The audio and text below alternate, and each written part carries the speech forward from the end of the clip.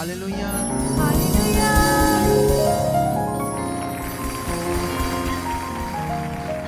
जय मसीह की। Praise the Lord and shalom. आज की मीटिंग बहुत अच्छी है, सुंदर है, आशीष से भरी है। जो हमारे लिए आज दिन है वो बहुत खूबसूरत है। जानते क्यों खूबसूरत है आज का दिन हमारे लिए? क्योंकि हम आज का दिन किसके साथ रहेंगे? उसके घर में उसकी आराधना करेंगे, उसके नाम को ऊंचा करेंगे, उसकी महिमा करेंगे। वो जो चाहता है वो करेंगे। हालेलुया। कितनों को बात समझ आ रही है? मैं काफी लॉन्ग टाइम से परमेश्वर के साथ बहुत सारे एक्सपीरियंस कर रहा हूं। मे भी आप कितना कर रहे हो मुझे तो पता नहीं है। आपका मन है ये कि आप कितना एक्सपीरियंस कर रहे हो परमेश्वर को अपने जीवन में। मैं तो कर रहा हूं कंटिन्यू।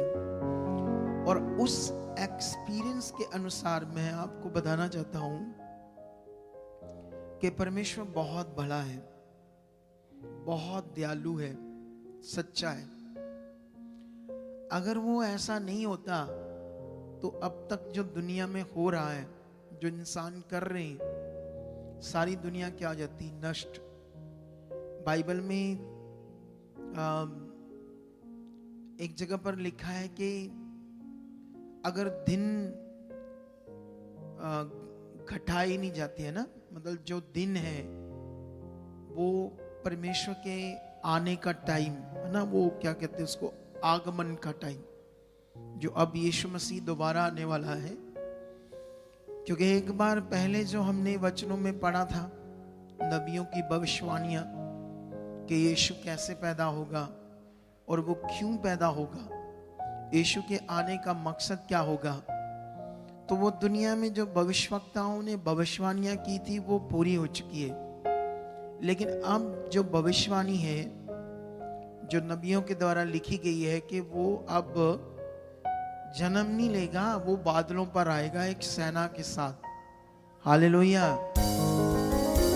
उसके लिए एक सॉन्ग बना था ना हमारी मिनिस्ट्री में, लाड़िए नी खिंच ले तैयारियां, तेरा लाड़ा आने वाला है ना। ये सॉन्ग उन दिनों में बहुत लोग गाते थे और बहुत लोगों के दिल को भाता था। तो अब यीशु मसीह का जो आगमन है वो तेज के साथ है, सामर्थ के साथ है। लेकिन वो दिन जो यीशु के आने का है उसको लेट किया जा रहा है। लेट क्यों? क्योंकि इंसान बचाए जाए, सुसमाचार ज्यादा बांटा जाए, सुसमाचार लोगों तक पहुंचे, लोगों को समझ आए। अब जानते हो परमेश्वर के किंगडम में हमारा चलना बहुत, वो क्या कहते हैं, हिंदी का एक शब्द है भाग्यशाली। बहुत भाग्यशाली है। ये शब्द वैसे दुनिया का है लेकिन इसे मैं फिगरेटिवली आपके लिए यूज कर रहा हूं ताकि आपको समझाने के लिए। परमेश्वर में चलना इतना हमारे लिए लाभ है, इतना बड़ा ये विषय है। जानते क्यों बहुत सारे क्रिश्चियनिटी में लोग इसे समझ नहीं पा रहे? क्योंकि वो कभी अपने लिए प्रेयर नहीं कर रहे, परमेश्वर मेरा मन खुल चुका, मेरी बुद्धि खुल चुकी, मैं उस मन से आपके साथ चल रहा हूं। जिस दिन हम उस मन के साथ चलेंगे जो होना चाहिए हमारे अंदर, एक आत्मिक मन, एक परमेश्वर पर पूरा भरोसा रखने वाला मन, अगर हमारे अंदर ये है तो फिर आपको समझ आएगी पावर परमेश्वर की, उसका अनुग्रह क्या है, वो कितना शक्तिशाली है। किसी भी बात की हमने टेंशन नहीं लेनी, चिंता नहीं करनी। क्योंकि चिंता जो है शब्द, क्योंकि चिंता के बड़े सारे कारण होते हैं। चिंता करते जाओ, उससे क्या होगा? उससे तो लॉस होगा, नेगेटिविटी काम करेगी। क्योंकि चिंता करने से कौन काम करता है? शैतान काम करता है, दुष्ट, नेगेटिविटी। और बहुत सारे लोग किसी ना किसी चीज की चिंता करते रहते। कोई ना कोई बात की, हमें लगातार क्या करना चाहिए? धन्यवाद, धन्यवाद, परमेश्वर मेरे साथ है, वो सामर्थ्य, वो सब कुछ कर चुका है, वो पावरफुल है, उसके लिए कोई काम कठिन नहीं है। हमें हमेशा ऐसे अंगीकार करते रहना चाहिए उसके सामने सामने सामने, जैसे अब्राहम करता था, जैसे नबी करते थे, जैसे यहोशू करता था, जैसे और भी बहुत सारे लोग बाइबल के अंदर जो उसे जान चुके थे। सबसे बड़ी बात है हमें उसे जानना, हमारे अंदर कितनी उसकी पहचान है, कितनी समझ है, हम उसके अब क्या है, वो हमारा क्या है। एक भरोसा, एक ऐसा अटूट भरोसा कि कोई भी सिचुएशन हो, कैसे भी विषय हो, जैसे कभी कभी मैं कुछ लोगों की गवाहियां सुनता हूं, तो पता नहीं, मैं किसी बहन की गवाही सुन रहा था, वो मुझसे मिली, तो उसको पता नहीं डॉक्टरों ने क्या कहा, तो उसने डॉक्टर के मुंह पर कह दिया, ठीक है आपने जो कह दिया है, लेकिन मेरा परमेश्वर मेरे साथ है, जो आप बोल रहे हो ये ऐसा कभी नहीं होगा। ऐसे लोगों को भी मैं जानता हूं, इसे बोलते हैं फेथ। कैसी भी बात आपके सामने आती, कोई भी कैसी बात कहता है नेगेटिव, आपको समझ आ रहा है कि सामने सब कुछ नेगेटिव है, रिपोर्ट नेगेटिव है, बातें नेगेटिव है, हालात है, ये बात है, वो बात है, मतलब हमारे सामने जो समझ में आ रहा वो बहुत हमें अविश्वास में डाल देगा, हमारे मन को बड़ा खराब कर देगा। लेकिन मैंने बड़े लोगों को देखा जिन्होंने प्रभु की वो शिक्षा, वो टीचिंग, फेथ की टीचिंग जो परमेश्वर मेरे द्वारा देता है, उसे पकड़कर लोगों ने बड़े बड़े रिजल्ट लिए, बड़े बड़े रिजल्ट। हालेलुया! कितनों को बात समझ आती है?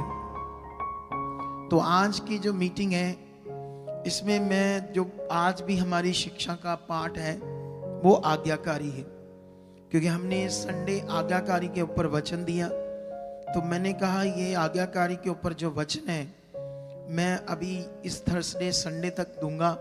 अगर परमेश्वर और भी एक आधा हफ्ता मेरे मन में डालेगा तो मैं इस पर आपकी बड़ी नींव पक्की करूंगा, क्योंकि ये आज्ञाकारी ही आपको जबरदस्त आगे लेकर जाएगी।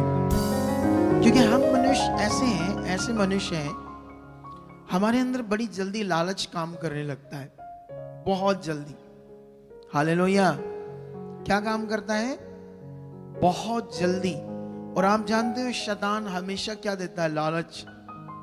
वो लालच कैसे देता है? वो बड़े तरीकों से आपको लालच दे सकता है, आप सोच ही नहीं सकते कितने तरीकों से वो आपको लालच दे सकता है। बहुत हजारों तरीकों से लालच दे सकता है। लेकिन याद रखना, अगर हम लालच से बचकर परमेश्वर की आज्ञाकारी में रहें तो फिर वो आपको जबरदस्त ऊंचा करेगा। हमारी बुद्धि, हमारी चालाकी, हमारी समझ से कुछ आ जाएगा हमारे पास, जितना है उससे डबल आ सकता है हमारी बुद्धि चालाकी से, लेकिन वो बहुत छोटा है, बहुत थोड़ा है। हालेलुया! क्या है वो? बहुत थोड़ा है। अगर परमेश्वर, मतलब परमेश्वर इतना करेगा शायद हमारे पास उसकी सोच भी नहीं है। तो इसीलिए हमें क्या रहना? खरा, वफादार। कोई भी सिचुएशन हो, डरना नहीं है, हमें अपना मन बनाना है। और इन दिनों में जो 2 महीनों का दर्शन है परमेश्वर का, मुझे आकर मीटिंग शुरू करनी है, तो बहुत सारे लोग आ सकते हैं टाइम से, लेकिन क्या होता ना, जैसे वो क्या कहते हैं, शरीर रोक देता है। हालात क्या है इन दिनों में? क्या हालात चल रहा है लोगों के लिए? है ठंड, ये लोगों के लिए एक हालात है। लोग इसकी वजह से संगति में नहीं आते हैं ना, इसकी वजह से वो जल्दी अपने काम नहीं कर पाते, निकला नहीं जाता लोगों से, वो ठंड के कारण। क्या कारण? लेकिन ये जो ठंड है, ये अगर हमें रोकती है तो हम फिर बड़े नॉर्मल बिलीवर हैं। क्या हम लोग? हमें नॉर्मल बिलीवर नहीं रहना है। हालेलुया! हमें खास बिलीवर बनना है, तगड़े वाले। जिससे कोई भी हालात हमें परमेश्वर की इच्छा में रोक ना पाए। अगर परमेश्वर की इच्छा से किसी हालात ने हमें रोक दिया तो फिर तो हम बड़े नॉर्मल हो गए ना। लेकिन बाइबल के अंदर जब जब लोगों ने बड़ी बरकतें पाई, बड़े ऊंचे नाम हुए, बाइबल के अंदर जो कैरेक्टर्स हैं, नाम है, जब तक दुनिया है तब तक उनकी बातें होती रहेगी। हालेलुया।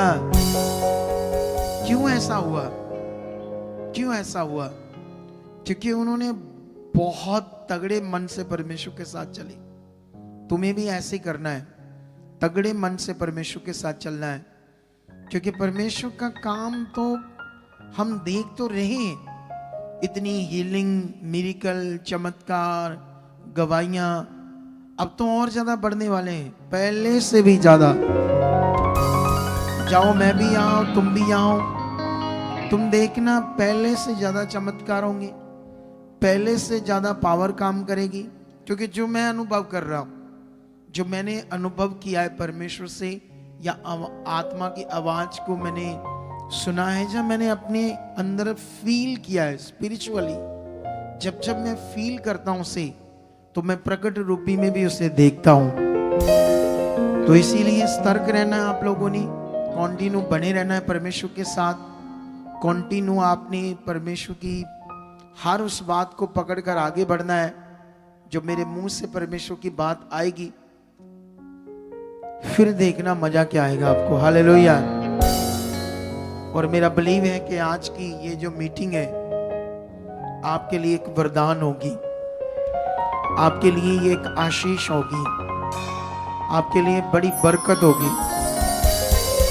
करो आंखें बंद, प्रार्थना करते हैं इस मीटिंग के स्टार्ट करने के लिए। सब लोग आंखें बंद कर लो, ताकि परमेश्वर हमारी जिंदगी में क्या करे, बड़ा काम करे। आज उसकी सामर्थ्य हमें टच करे खास रीति से, हमारा मन और आज खुले और हम आत्मा से भरे, परमेश्वर के साथ चलने वाला मन हमारे अंदर ज्यादा बने।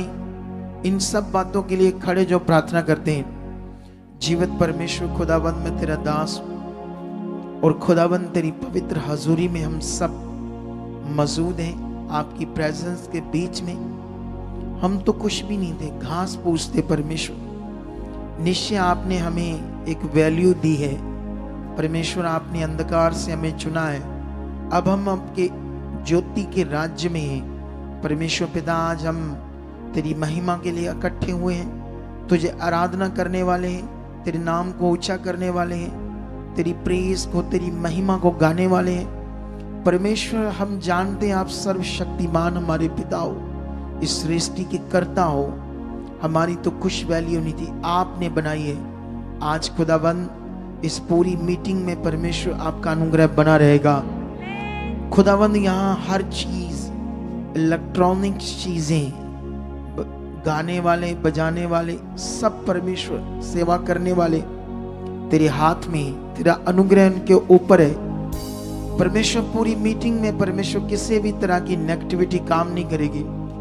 खुदाबंद हम विश्वास करते जो हम मांग रहे वो पूरा हो चुका। आज जो कुछ हम तेरी महिमा के लिए करें परमेश्वर, से आप खुश हो अपने लोगों पर, अपने बच्चों पर अपना अनुग्रह बढ़ाना। आज परमेश्वर मुझे सामर्थ्य के साथ यूज करना, बड़े चमत्कारों के लिए, लोगों की डिलीवरेंस के लिए, लोगों के छुटकारे के लिए, जो ऑनलाइन परमेश्वर अपने घरों में, दूर देशों विदेशों में, अलग अलग स्टेटों में बैठे हुए परमेश्वर लोग हैं। खुदा उन पर तेरा बड़ा अनुग्रह ठहरे। आज ये वफादारी इनकी जो परमेश्वर तेरे साथ है, इस मिनिस्ट्री के साथ है, अगुवे के साथ है, जैसे तेरा वचन कहता, खुदाबंद उसका फल बड़ा देना नहीं परमेश्वर। आज का जो वचन होगा उसमें मेरी बुद्धि नहीं होगी, तेरे आत्मा के द्वारा होगा, और ऐसा वचन होगा इनके दिमाग के ताले खुल जाएंगे।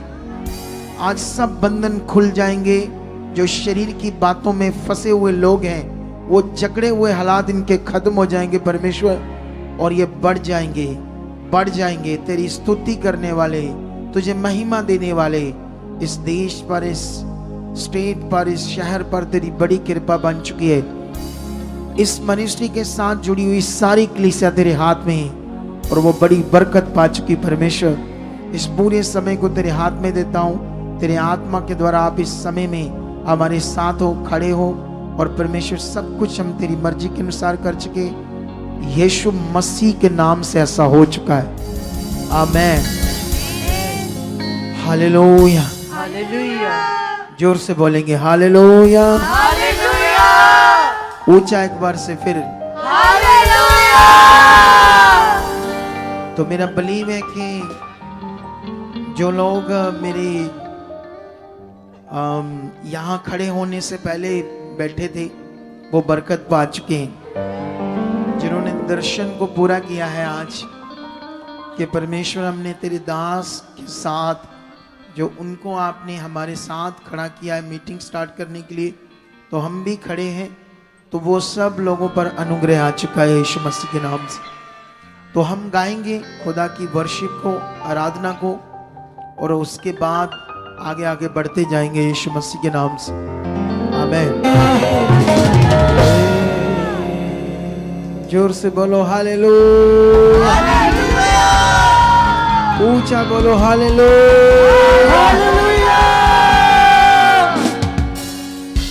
मैं बिलीव करता हूं तुम बहुत बरकत पा चुके हो। मैं विश्वास करता हूं तुम्हारी जिंदगी में काम हो चुका है। मैं विश्वास करता हूं जिस आशा से तुम आए हो वो काम तुम्हारी जिंदगी में हो चुके हैं। तुम्हारे रोग बीमारियां जा चुके हैं। दुष्ट आत्माओं के गंदे प्रभाव, दुष्ट आत्माओं की बीमारियां तुम्हारी जिंदगियों से जा चुकी है। तुम गवाही के साथ खड़े हो चुके हो। हालेलुया। बैठ जाओ अपने स्थानों पर, ताकि हम आज जितनी आशीष पा रहे हैं उससे भी और ज्यादा आशीष पाए, उससे भी ज्यादा और बरकत पाए। हालेलुया। तो अभी हम लोग कुछ कई सारी गवाहियों को सुन रहे थे, और कई सारी गवाहियों को जब हम लोग सुन रहे थे उस समय, तो मैं कई गवाहियों को सुनकर मैं भी धन्यवाद कर रहा था परमेश्वर का कि परमेश्वर आप कितने सामर्थी हो, कितने महान हो। क्योंकि हम सब जानते हैं कि जैसे पूरी दुनिया में भी लोग ये विश्वास करते हैं कि जो भगवान है, परमात्मा है, ईश्वर है, गॉड है ना, जिसने ये दुनिया रची है, चाहे उसे कोई किस तरह से समझता है, चाहे अज्ञानता से समझता है, लेकिन इतना तो दिमाग में उनके होता है कि जिसने दुनिया बनाई है, चाहे उसकी जगह किसी और को दे देते लोग अनजाने में, लेकिन फिर भी इतना लोगों के दिमाग में है कोई तो है जिसने ये दुनिया रची है ना। जैसे मान लो कोई पत्थर की पूजा करता है ना, कोई चीज की पूजा करता है, या कोई मूर्ति की करता है, लेकिन फिर भी वो कभी कभी उसके दिमाग में ऑटोमेटिक उठता है ऊपर वाला। वो ऐसे नहीं कहता ये सामने वाला, या ये जो मैं जिसकी पूजा करता हूं, ये ऐसे बात नहीं ना करता वो इंसान। जब भी कोई ऐसा विषय होता है, कोई बात होती है, तो उसके अंदर अपने आप उठता है ऊपर वाला है, ऊपर वाला करेगा। हालेलुया। और ये बात हमें कैसे समझ आती है? ये वचन से हमें समझ आती है। मैं इसके लिए आपको एक वचन पढ़ाता हूं। अभी ये मेरा टॉपिक तो नहीं है, लेकिन आज टाइम काफी है, तो मैं थोड़ा नजारे ले लेते हैं वचन के। हालेलुया। कितनों के पास समझ आ रही है? हमारे पास आज टाइम काफी है ना, इसलिए काफी है कि जो ठंड है वो लोगों को कुछ कुछ ठंडा कर रही है ना, इसलिए आज हमारे पास टाइम काफी है। लेकिन यहां हम वचन में जाएंगे, रोमियो की बुक में, वहां से मैं आपको एक चीज समझाता हूं परमेश्वर के वचन से, ताकि ये बात आपको समझ आए कि जो बात मैं कर रहा हूं वो परमेश्वर के वचन में कैसे लिखी है। ठीक है? अगर तुम यहां से पढ़ोगे रोमियो 1 अध्याय उसका 18 वचन तो ऐसे लिखा है, परमेश्वर का क्रोध तो उन लोगों की सब अभक्ति और अधर्म पर स्वर्ग से प्रकट होता है। हालेलुया। इस वचन को आपने समझना होगा, क्योंकि हम अब परमेश्वर के पास हैं, तो चुने गए हैं, तो हम पूरा लाभ लें। हम ऐसे ना हो कि आप बुद्धिमान से हो, कोई बात हमें समझ आई, कोई नहीं आई, किसी बात को हमने पकड़ लिया और 10 बातों को छोड़ दिया। ऐसे नहीं होने चाहिए। हमने अब देखो, खाने में यहाँ कोई कमी नहीं होगी, तुम्हें ज्ञान देने में कोई कमी नहीं होगी। यहाँ पर हम आपको तैयार करेंगे परमेश्वर में अच्छा वाला, लेकिन उसके लिए तुम्हारा करैक्टर, तुम्हारा रोल भी काम करेगा। अगर तुमने ध्यान नहीं दिया तो याद रखना, हमारी मेहनत तो हम तो राइट सच्चे दिल से कर रहे हैं, लेकिन साथ साथ तुम्हारा एक रोल है समझना, ध्यान देकर। वैसे ही जैसे आपकी समझ पैसों में बड़ी काम करती है ना, आपके पास कोई सोना चांदी की चीजें हैं तो उसको संभालने में बड़ी आपकी बुद्धि समझ काम करती है। आप ऐसे ही नहीं उन चीजों को कहीं भी रख देते हो ना। कोई आपकी रिंग है सोने की, कोई दूसरी और चीज है सोने की, तो उसको कहीं भी रख देते हो या अच्छे से अच्छी सेफ जगह पर रखते हो, सेफ जगह पर ना, क्योंकि वहां आपकी बुद्धि समझ काम कर रही है। लेकिन वो चीजें कीमती तो है, पैसे, चीजें, सोना, लेकिन याद रखना वो आपको जीवन नहीं दे सकती। जब लोग बीमार होते हैं, एक्सीडेंट हो जाते हैं, अंग टूट जाते हैं, हड्डियां टूट जाती हैं, कुछ अंग डैमेज हो जाते हैं, तो वो सोना चांदी आपको ठीक नहीं करता, वो सिर्फ हमारी जरूरत है। लेकिन आपको चंगा कर सकता है परमेश्वर, वो बहुत कीमती है। उसके साथ जो ज्ञान है उसका, वो बड़ा कीमती है, क्योंकि अगर आपके अंदर परमेश्वर का ज्ञान बैठता गया तो आप परमेश्वर में बढ़ते जाओगे। आप परमेश्वर में बढ़ते जाओगे तो उस ज्ञान से परमेश्वर की पावर आपकी जिंदगी में काम करेगी। हालेलुया। ये वचन मैंने जो पढ़ा, तो परमेश्वर का क्रोध उन लोगों पर जो आभक्ति क्या होती है? आभक्ति का मतलब जो मनुष्य जिसे भक्ति कर रहा है वो जानता नहीं वो कौन है। जिसकी करनी थी उसने, जिसने बनाया उसकी नहीं कर रहा, उसकी कर रहा जिसने उसको नहीं बनाया, या उस जैसा मनुष्य है वो, तो वो उसे नहीं जानता। तो वो मनुष्य जैसा वो मनुष्य है वैसा वो मनुष्य सामने, तो उसकी पूजा करते हैं। उसको क्या कहते हैं? आभक्ति। क्या कहते हैं उसको? आभक्ति। जैसे मान लो मटीरियलिस्ट चीजों की भक्ति करना, तो मटीरियलिस्ट चीजें किसने बनाई? इंसान ने। तो उनकी भक्ति करना आभक्ति है। तो वचन में लिखा वो अधर्म भी है, पाप भी है, ऐसे लिखा है। आभक्ति और अधर्म पर स्वर्ग से प्रकट होता है। परमेश्वर को क्रोध आता है अपने बनाए हुए मनुष्य पर कि जिसे मैंने बनाया नहीं, मैंने जिसे बनाया है वो क्या कर रहा है, वो मुझसे दूर है। लेकिन यहां बड़ी बातें तुम्हारे समझने के लिए आज जो मैं इसे कंप्लीट करूंगा। और आगे लिखा, जो सत्य को अधर्म से दबाए रखते हैं, अपने पाप के कारण सच्चाई को दबाकर रखते हैं, लेकिन इसलिए कि परमेश्वर के विषय का ज्ञान उनके मनों में प्रकट है। चाहे वो अभक्ति करते हैं, चाहे वो परमेश्वर से दूर हैं, चाहे वो संसार में हैं, लेकिन फिर भी परमेश्वर कहते हैं मेरा ज्ञान उनके मनों में है। जैसे मैंने कहा ना, उनके अंदर एक बात उठती है, वो ऊपर वाला वो है ना। वो पता नहीं किसी जानवर की पूजा करते हैं, किसी मूर्ति की पूजा करते हैं, लेकिन उसकी बात नहीं करते। जब हालात होते हैं, कुछ ऐसा विषय होता है, किसकी बात करते हैं? ऊपर वाले की। यही वचन हमें समझ आता है कि परमेश्वर जो बात कर रहा है यहाँ पर, कि उनके मनों में मेरा ज्ञान प्रकट है। परमेश्वर कैसे ये बात कर रहे हैं कि उनके मनों में ये बात प्रकट है? क्योंकि परमेश्वर ने उनके मनों में ये डाला है। हालेलुया। ऐसी चीज को डाला। कैसे? और थोड़ा पढ़ना पड़ेगा, फिर समझ आएगा।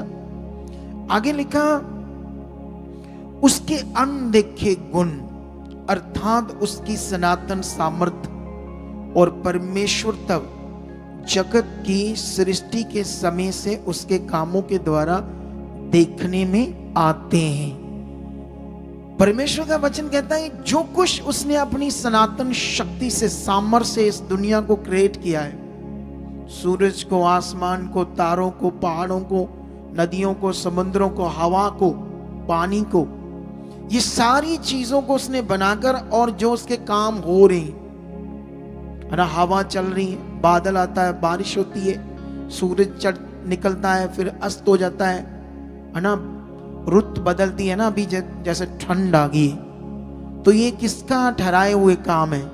ये किसके काम है? बोलो, ये परमेश्वर के काम है। ये अपने आप नहीं हो रहा है। किसने इनको ऐसे ठहराया था? किसने इनको कमांड किया था? उस सर्वशक्तिमान परमेश्वर ने।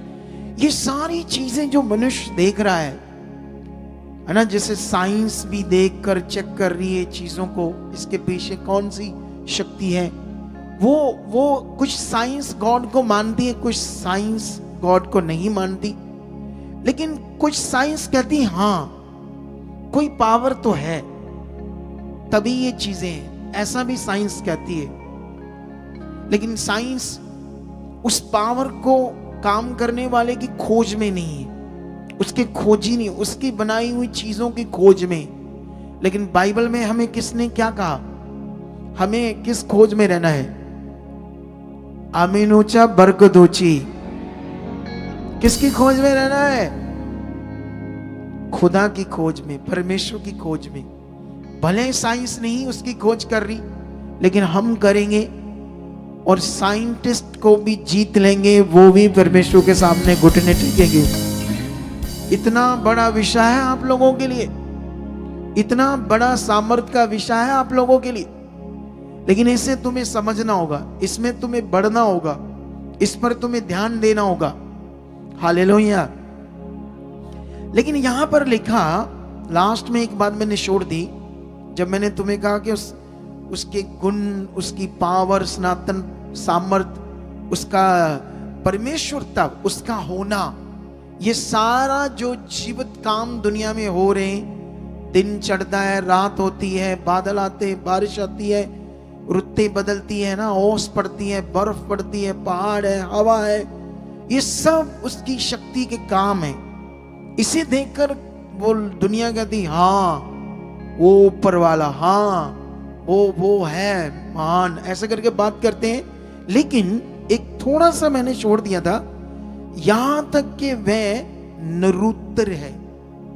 परमेश्वर ने तो प्रकट किया कि मैं हूं लोगों के मनों पर, ये अपनी शक्ति से सब कुछ बनाकर, उसके काम उसके गवाह है कि वो है।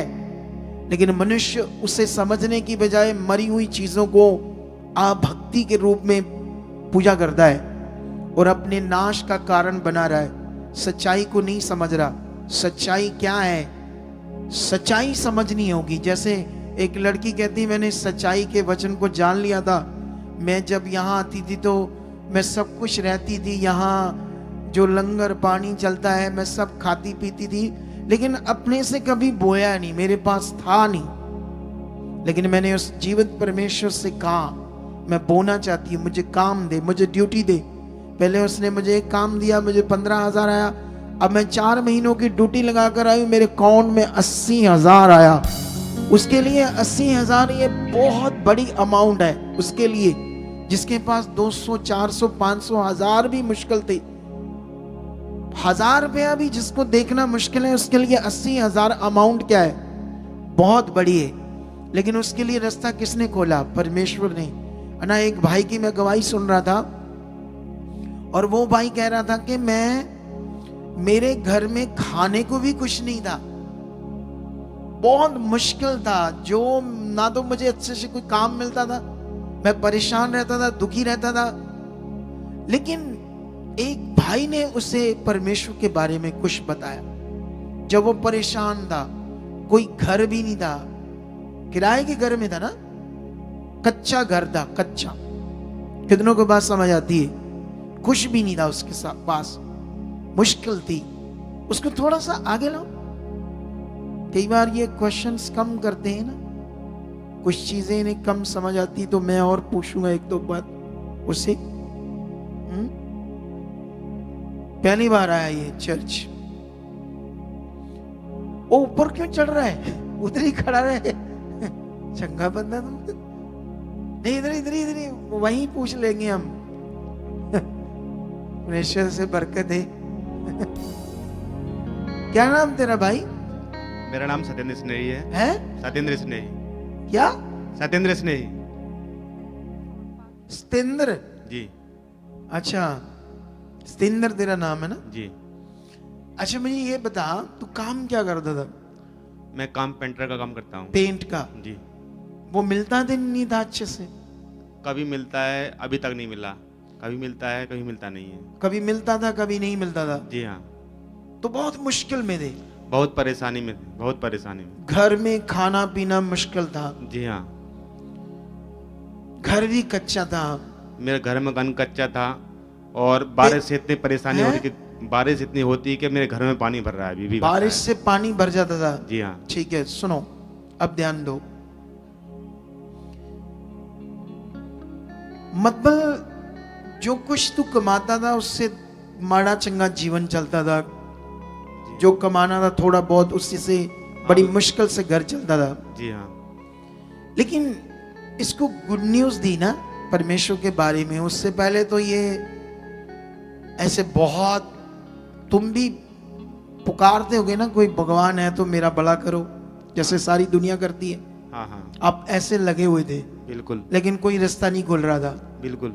लेकिन जब आपको बताया परमेश्वर के बारे में, फिर तब तक तो आप नहीं जानते थे मुझे, ना इस मिनिस्ट्री को आपको दर्शन दिया परमेश्वर ने।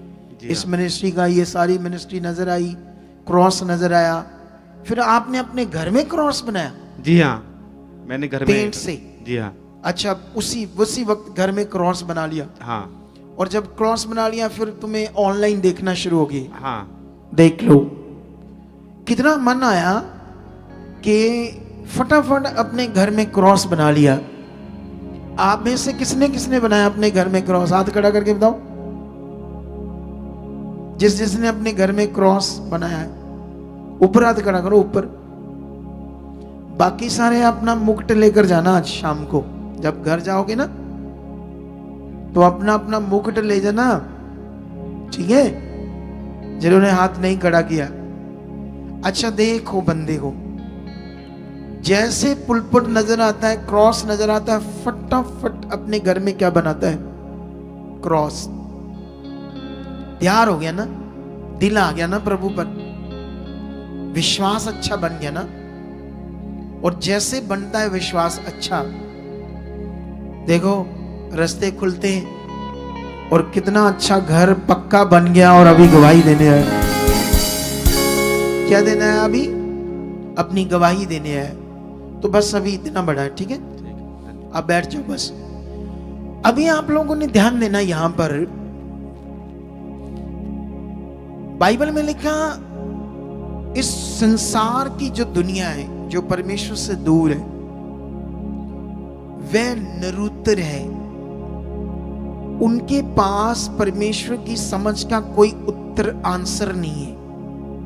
इतना दिमाग में उठता है कि हां कोई है जिसने दुनिया बनाई है, लेकिन फिर भी वो शारीरिक है, संसारिक है। तो संसारिक दुनिया के पास स्पिरिचुअली समझ ना होने के कारण उसको नहीं समझ पा रहे। कितनों को बात समझ आती है? अब कितने लोग यहां आ रहे हो हर हफ्ते, थर्सडे, संडे, तुम लोग जीवित काम सुनते हो, पावर देखते हो, हीलिंग देखते हो, हम प्रार्थना करते हैं, लोग उसी समय हील हो जाते हैं। तो ये सब कौन कर रहा? वो है जिंदा खुदा। लेकिन इसकी खोज में बढ़ना होगा, इसकी समझ में बढ़ना होगा। जब तक हम इसकी समझ में नहीं बढ़ेंगे, तब तक हमारा फेथ, मन नॉर्मल है। और ये जो फेथ नॉर्मल है, जो मन नॉर्मल है, वो कैसे काम करेगा ना? विश्वास का मतलब ही ये होता है उसे जानना। विश्वास का मतलब होता है जिसे मैं जान गया हूं, अब उस पर मैं क्या करता हूं? भरोसा रखता हूं, तभी तुम्हारा वो भरोसा, तभी तुम्हारा विश्वास परमेश्वर की पावर को प्रकट करेगा, जब तुम्हें क्लैरिटी होगी कि मेरा बनाने वाला कौन है। लेकिन यहां पर परमेश्वर ने कहा फिर भी वे निरुत्तर हैं, संसारिक हैं, शारीरिक, इसलिए निरुत्तर हैं। आगे लगा इस कारण के परमेश्वर को जानने पर भी उन्होंने परमेश्वर की योग बढ़ाई और धन्यवाद ना किया, परंतु व्यर्थ विचार करने लगे, और यहां तक कि उनका निर्बुद्धि मन अंधेरा हो गया। बाइबल में लिखा जो महिमा, जो भक्ति अपने रचने वाले की होनी चाहिए थी, वो उसको नहीं दी, क्योंकि उनका निर्बुद्धि मन अंधेरा हो गया पाप के कारण, शैतान की गुलामी के कारण। और आगे लिखा वह अपने आप को बुद्धिमान जताकर मूर्ख बन गए। परमेश्वर कहते हैं इस दुनिया के लोग अपने आप को बुद्धिमान समझकर मेरे सामने क्या बन गए? मूर्ख बन गए। और लिखा अविनाशी परमेश्वर की महिमा को नाशवान मनुष्य, और आगे लिखा पक्षियों, चपायों, चपायों मतलब 4 टांगों वाले जानवर, और रेंगने वाले जंतुओं की मूर्ता की समानता में बदल डाला। मूर्ख कैसे बन गए? मेरे सामने मूर्ख बन गए, अपने आप को बुद्धिमान समझकर मुझे इंसानों के समान समझ लिया, जानवरों के समान समझ लिया, और उनकी मूर्तों के समान मुझे समझ लिया कि मैं शायद ऐसा हूं। ये परमेश्वर बात कर रहा है इंसानों से, ये परमेश्वर सृष्टिकर्ता बात कर रहा है हम सब से। अगर हम चाहते हैं बहुत ताकत को देखना, अगर हम चाहते हैं, क्यों हम सुसमाचार देना है इस दुनिया में, क्यों उसके ज्ञान को बांटना है, इसका एक बड़ा मकसद है जो आज हमने समझ कर जाना है। हमने चुप नहीं रहना, क्योंकि ये हमें काम दिया गया है, ये भक्ति है हमारी जो परमेश्वर की। हमारी भक्ति ये नहीं कि यहां मैं कोई स्टैचू बना दूं यीशु मसीह का और उसके आगे टल्ली बजाऊं या कुछ ऐसा कुछ करूं, या तुम्हें भी बोलूं माथा टेको, ये करो। ये भक्ति नहीं है, ये तो इंसानी चीज है। भक्ति है उसकी आज्ञाकारी, भक्ति है वो जो चाहता हो वो करना। वो क्या क्या हमें कह रहा करने के लिए, उसको करने में आपने क्या देना है? ध्यान देना है। हालेलुया। अगर तुम अपनी जिंदगी में पावर को देखना चाहते हो, उसकी शक्ति को देखना चाहते हो, उसकी सामर्थ्य को देखना चाहते हो, तो अपने विश्वास को पक्का करो, उसे और जानो, उसे और समझो। अगर तुम कंफ्यूज हो किसी बात में, तुम्हें ज्ञान की कमी है, तुम्हें संसार को लेकर, धर्म को लेकर, जातियों पातियों को लेकर कोई कंफ्यूजन है, आओ अलग से आओ, अपने क्वेश्चन लेकर आओ, अपने डाउट क्लियर करो, ताकि अपने विश्वास को परमेश्वर के ऊपर पक्का करो। हालेलुया। क्योंकि जब तक तुम अपने डाउट क्लियर नहीं करोगे, अपनी कंफ्यूजन दूर नहीं करोगे, तब तक आपका विश्वास अधूरा है, तब तक आपका विश्वास अच्छा वाला नहीं है, आपका विश्वास ठोस वाला नहीं है, आपका विश्वास स्ट्रांग नहीं है, जिससे आपकी जिंदगी में बड़े काम होने। कितनों को बात समझ आती है? लेकिन यहां पर अभी ये इस बात के बाद मैं एक और बात पढ़ाता हूं आपको, 25 इसी वचन का 25। क्योंकि उन्होंने, मतलब संसार के लोगों ने परमेश्वर की सच्चाई को बदलकर झूठ बना डाला और सृष्टि की उपासना की, सेवा की, ना कि सृजनहार की। बाइबल में लिखा है इंसानों ने अपने आप को बुद्धिमान समझकर उस दुनिया के मालिक के सामने मूर्ख बन गए, लेकिन उसकी सच्चाई को बदल डाला, सृष्टि की पूजा की, जो कुछ उसने बनाया उसकी पूजा की, ना कि बनाने वाले की। हालेलुया। कितनों को बात समझ आ रही है आज? तो आज इस बात को हमने और क्लैरिटी लेनी है, और बढ़ना है, और परमेश्वर में बढ़ना है, और उसे समझना है, क्योंकि जीवन बड़ा कीमती है। जो लाइफ जो हमें दी गई है, ये एक बड़ा कीमती विषय है, नॉर्मल विषय नहीं है। दुनिया में एक व्यक्ति बिना उद्धार पाए, बिना अनंत जीवन पाए अगर मर गया, तो अफसोस, उसने बहुत खतरनाक नाश करा लिया अपना। यहां पर बड़े सारे लोग आते हैं, वो सिर्फ काम के लिए आते हैं, क्योंकि उनको काम के लिए ही समझ है। लेकिन ये मामूली से काम है आपका चंगाई पाना। क्या है ये मामूली है, मामूली। उस सर्वशक्तिमान के सामने अगर तुम्हारी धार्मिकता तगड़ी है, अगर तुम्हारा मन तगड़ा है, तुम्हारा विश्वास तगड़ा है, तुम्हारे हालात कुछ भी नहीं है। हालेलुया। तुम्हें कमजोर नहीं पड़ना, जैसे मर्जी हालात हो। कई बार हम कमजोर पड़ जाते हैं सिचुएशन देखकर, फिर नेगेटिविटी काम करती है। कमजोर नहीं पड़ना, ठोस रहना है, अंगीकार करना है, कॉन्टिन्यू। मेरा मन खुल चुका है, मैं बढ़ चुका हूं, मैं परमेश्वर के साथ उसकी मर्जी पूरी कर रहा हूं, जो वो चाहता है मैं उसे कर रहा हूं। आप अपने विश्वास को, मैं खुद अभी तक अपने लिए प्रार्थना करता हूं। कौन सी प्रार्थना? मेरा विश्वास बड़ा हो चुका है, परमेश्वर मेरे अंदर से हर चीज का डर खत्म हो चुका है, मौत का, दुनिया का, संसार का, किसी चीज का मुझे डर ना हो, सिर्फ आपका हो। मैं कॉन्टिन्यू अपने डर को खत्म करने के लिए, कॉन्टिन्यू अपने विश्वास को बहुत तगड़ा करने के लिए अभी भी प्रार्थना करता रहता हूं, उसके सामने रखता रहता हूं। कितनों को बात समझ आती है? मैं जितना करता रहता हूं उतना मेरा विश्वास बढ़ता जाता है, बढ़ता जाता है। तुम भी ऐसा कर सकते हो। तुम्हें प्रेयर में, वचन में, इन बातों में अच्छे समझ कर चलना चाहिए। ये ऐसा नहीं है, ये क्रिश्चियनिटी का मतलब आप परमेश्वर के घर में आए, कोई हाजिरी सिस्टम नहीं है। जैसे दुनिया कहते हैं ना, चलो रब लेकर हाजिरी लगी, ये वो सिस्टम नहीं है जो दुनिया के हिसाब से।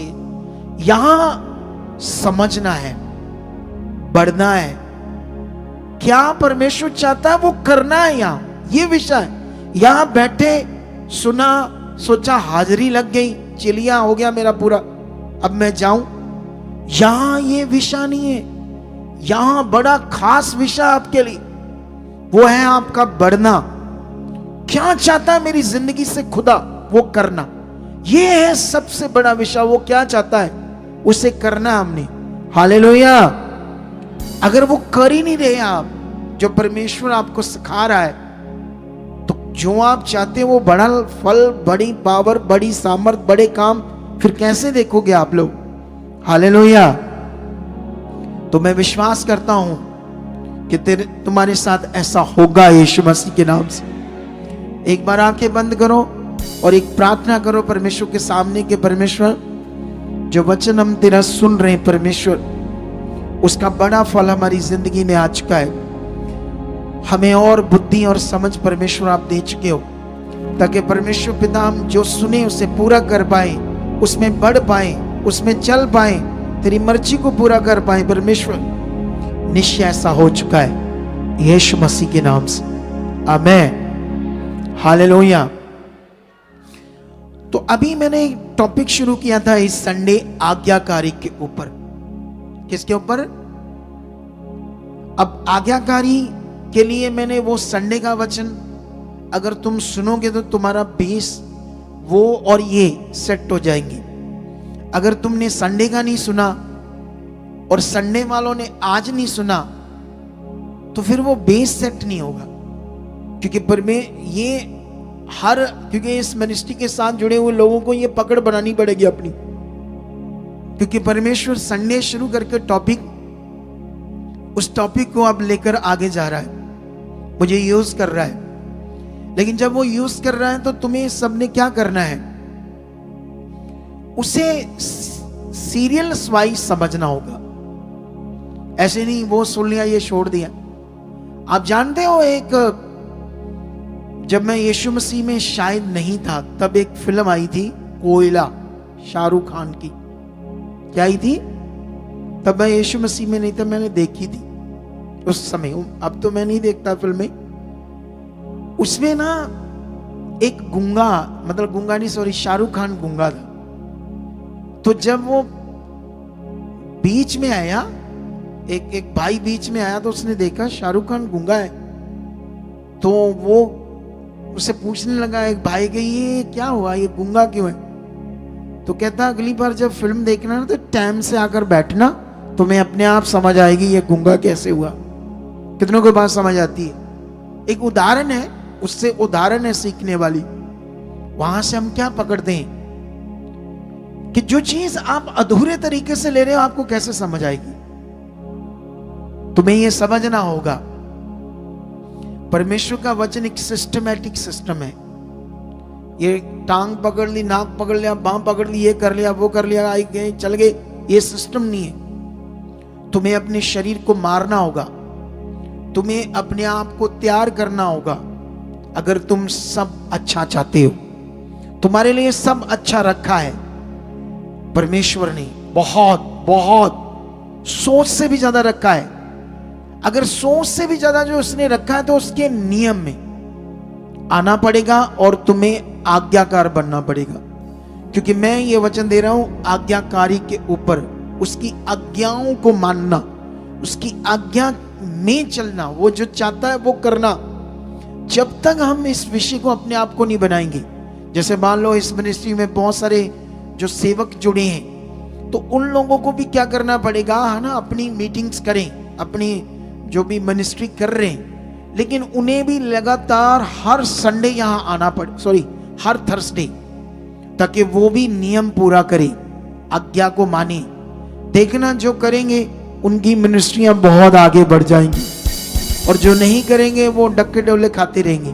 कॉन्टिन्यू बिना डर, खुश भी हो, कोई सिचुएशन हो, ध्यान नहीं देना सेवकों को, उनको भी बस अपना ध्यान परमेश्वर की ओर बढ़ाना है, और आपको भी सेम करना है। लेकिन आज मैं आपको पुराने नियम में नेमाया की बुक में लेकर जाने वाला हूं, ठीक है।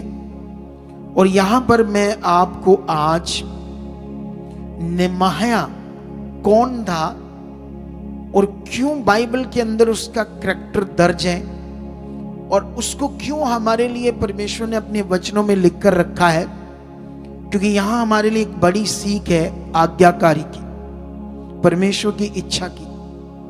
ये थंबनेल देखो आज का क्या लिखा है, परमेश्वर की आज्ञाकारी ही सफल जीवन है। हालेलुया। कितनों को बात समझ आ रही है? फिर आपने अपने आप को चेक करना रोज, मैं कितना आज्ञाकार हूं। क्या मेरे जीवन में परमेश्वर की आज्ञाएं काम कर रही है? क्या मैं आज्ञाओं को मानने वाला परमेश्वर का बच्चा हूं? क्या मैं आज्ञाकारी हूं? तुम्हें खुद चेक करना पड़ेगा। कितनों को बात समझ आती है? हालेलुया। क्या करना पड़ेगा? तुम्हें खुद चेक करना पड़ेगा। जैसे बाकी कामों में खुद तुम सारी बातें समझते हो, तुम्हें भूख लगती है, तुम्हें पता लगता है मेरे भूख लगी है, मुझे खाना खाना है। तुम्हें कुछ भी तुम्हारी बॉडी के साथ है, तुम्हें सब कुछ पता होता है। इसी तरह से तुम्हें परमेश्वर के साथ आज्ञाकारी में भी समझ रखनी है। और देखना, फिर तुम्हारी जिंदगी में ना कोई रोग होगा, ना कोई बीमारियां होंगी, ना कोई हालात होंगे। वो अपने आप खत्म होते जाएंगे, आपके रोग, आपकी बीमारियां। मैं दावा करता हूं, मैं जो सिखाऊंगा ना, आप उससे करना। तुम प्रार्थना भी ना करवाना मुझसे, देखना तुम्हारे हालात चले जाएंगे।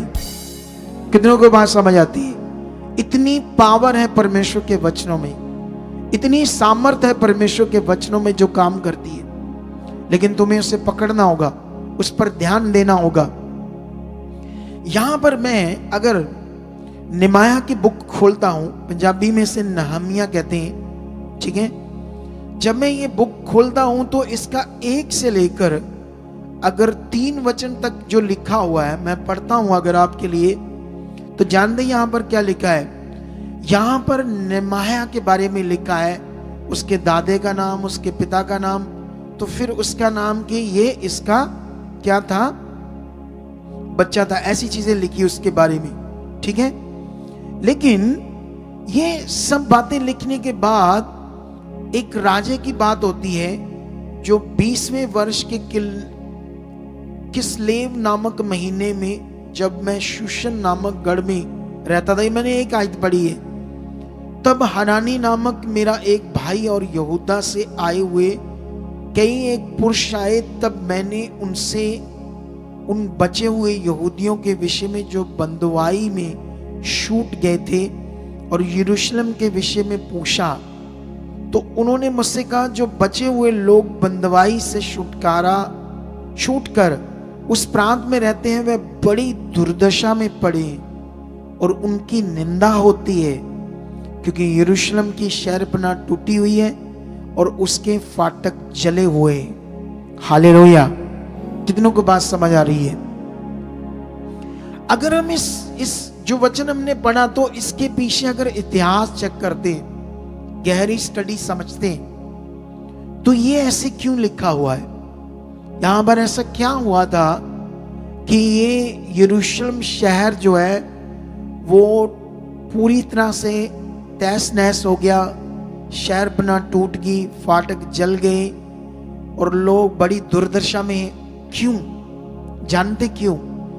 क्योंकि ये जो लोग थे हमेशा परमेश्वर को जानने के बाद भी उसके नियमों आज्ञाओं को तोड़ देते थे और परमेश्वर के सामने पाप करते थे, गलत चीजें करते थे, उसके वचन से बाहर चले जाते थे। तो इसलिए फिर शैतान क्या करता था? उनके जीवन पर अटैक्स करता था दूसरी जातियों के द्वारा। इनके ऊपर हवा बोलता था शैतान और ये हार जाते थे। जब तक ये परमेश्वर के साथ खड़े रहते थे तो इन्हें कोई हरा नहीं पाता था, लेकिन जब ये आगे अनाज्ञाकारी में जाते थे तो तब दूसरे राजा इन पर जब अटैक करते थे तो इनका बुरा हाल कर देते थे। यही अब ये जो बंदा है नमाया, ये यरूशलेम में नहीं रहता है। ये कहां है? ये दूसरे देश में, जैसे अभी पंजाबी अमेरिका में है ना, कितनी दूर है अमेरिका। तो ये भी बिजनेस के सिलसिले में अपना देश छोड़कर इजराइल दूसरे देशों में बिजनेस करने के लिए गया था और वहां पढ़ा लिखा था और परमेश्वर का क्या था? ये वफादार था, इसकी क्वालिटी थी।